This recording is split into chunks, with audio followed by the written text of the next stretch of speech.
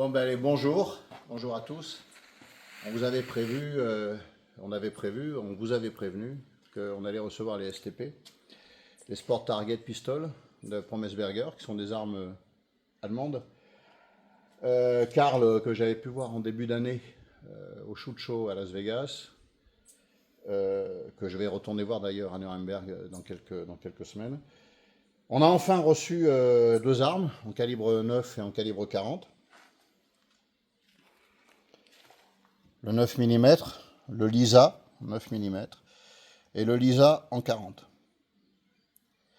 Et on va poser la question à notre ami Julien, savoir déjà son premier avis quand on a déballé les armes, la première prise en main, voir un petit peu ce qu'il en pense.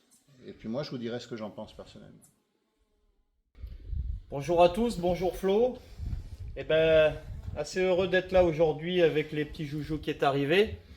Qu'est-ce qu'on peut dire après cette petite période d'attente? Déjà, on a un outil qui est de très belle facture, usinage très serré. Personnellement, moi j'ai souhaité commander ce flingue parce que j'étais tombé amoureux des 20-11 avec un peu la pratique du TSV. Et j'avais notamment une bête sous le nom de Staccato XL. Et pour faire aussi bien, je pense que c'était déjà pas très évident. Donc au déballage, on n'a pas encore forcément tiré plus que ça. Mais au déballage, on est sur un grip type nid d'abeille aluminium que j'ai jamais essayé. Et effectivement, on a un très bon grip. On a une safety qui est quand même assez sympa, assez large, qui permet au dégainé de ne pas chercher et de tout de suite pouvoir donc la retirer pour se mettre en cible assez rapidement. Bon, sur mon staccato, j'étais en optique ready, mais je suis pas forcément fan de l'optique. Et puis le fait d'être en optique ready me convient pas tellement au niveau de la hausse parce que j'aime beaucoup les hausse match. Donc cette hausse me convient particulièrement. On retrouve un petit peu cette hausse que j'avais sur le Six Hour, le P226 X5 Supermatch.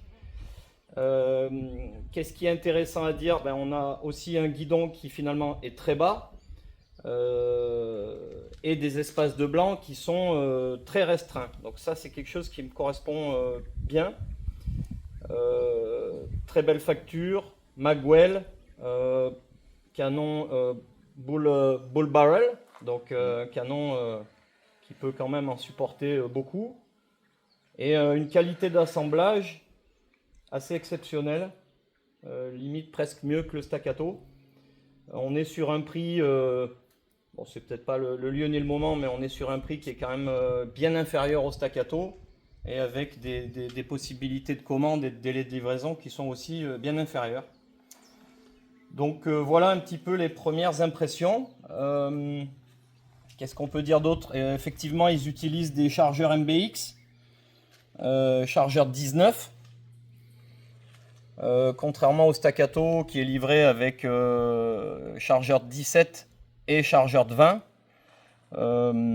Donc là, on rentre dans la boîte du TSV, donc on n'a pas de souci.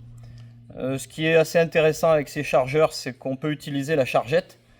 En compétition, du coup, on a un peu plus de facilité, chose qui n'est pas possible avec les chargeurs staccato. Voilà, donc une très belle impression globale en première approche. Dans la continuité de ce qui vient d'être dit, je ne vais pas redire ce qu'il a dit. Ce qu'il faut préciser, c'est que quand on fait la commande d'un STP auprès de la société en Allemagne, auprès de nous directement, puisque maintenant nous importons ces modèles, on peut demander des culasses ajourées, on peut demander un certain nombre de modifications en fait sur la carcasse. Pour ça, il suffira de nous contacter, on vous donnera les éléments un petit peu plus précis. Comme dit Karl, on peut tout faire. Lui, il dit on peut tout faire et au vu de la qualité de ce qu'on a reçu déjà là, on peut lui faire confiance sur le sujet. La première approche que j'ai pu avoir me laisse penser qu'on va aller vers des belles choses avec ça. Julien, justement, toi qui as un staccato, qu'est-ce que tu pourrais dire là d'entrée comme ça qu'est-ce qui te vient à l'idée sur ces deux armes qui sont déjà bon, au niveau qualitatif, hein, on est plus sur l'entrée de gamme, hein, on est sur quelque chose de très sérieux. Est-ce que là, tout de suite, je ne vais pas te demander de choisir maintenant, on n'a pas assez de recul, mais comme ça, au premier abord. Qu'est-ce qu'on peut dire? On peut dire qu'au déballé, effectivement, dans mon atelier, je me suis trouvé à poser les deux à côté, à raquer les deux, à essayer la détente sur les deux. L'un a tiré plusieurs dizaines de milliers de cartouches pour le staccato. Celui-ci n'avait même pas encore fonctionné. Et j'ai vraiment de la peine à dire lequel est le plus souple, le plus doux au rack, et avec la détente, quelle est celle qui est la plus sensible. Au final, la différence est tellement infime qu'elle est impalpable. Ces quelques premières cartouches, c'est assez impressionnant. J'étais parti pour tirer doucement et finalement, je suis déjà assez bluffé à ce premier stade. Détente très très souple, un flingue qui relève quasiment pas et qui invite à l'enchaînement assez rapidement. Ça reste sensible, c'est doux, c'est précis. Franchement, c'est assez incroyable. Flo, je serais curieux de voir un peu ta sensation avec le 40 qui tape un petit peu plus fort. Bah, écoute, on va regarder. Il faut quand même préciser que là, on est en standard. D'accord? Donc, en 9 mm, on se retrouve en mineur. En 40, on se retrouve en majeur. Eh bien, on y va.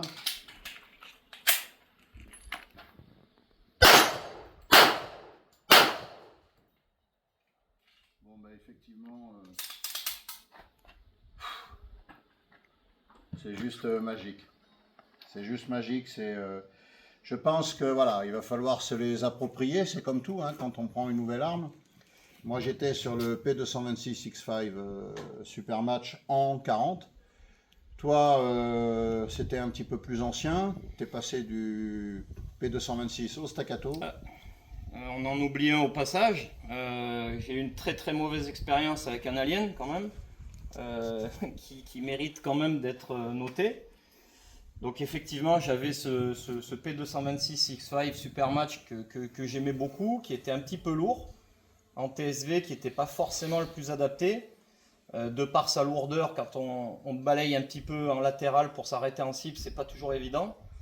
Comme peut-être beaucoup d'entre vous, j'ai rêvé de cet alien qui était censé être quelque chose d'incroyable, avec un prix qui était lui aussi assez incroyable.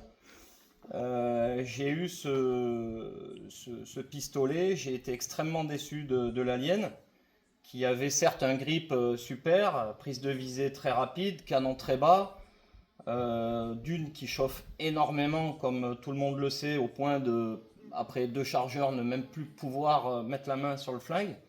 Donc en compétition, c'est pas très grave, mais à l'entraînement, c'est juste impossible, sans gants. Et j'ai pas forcément des mains de pianiste non plus.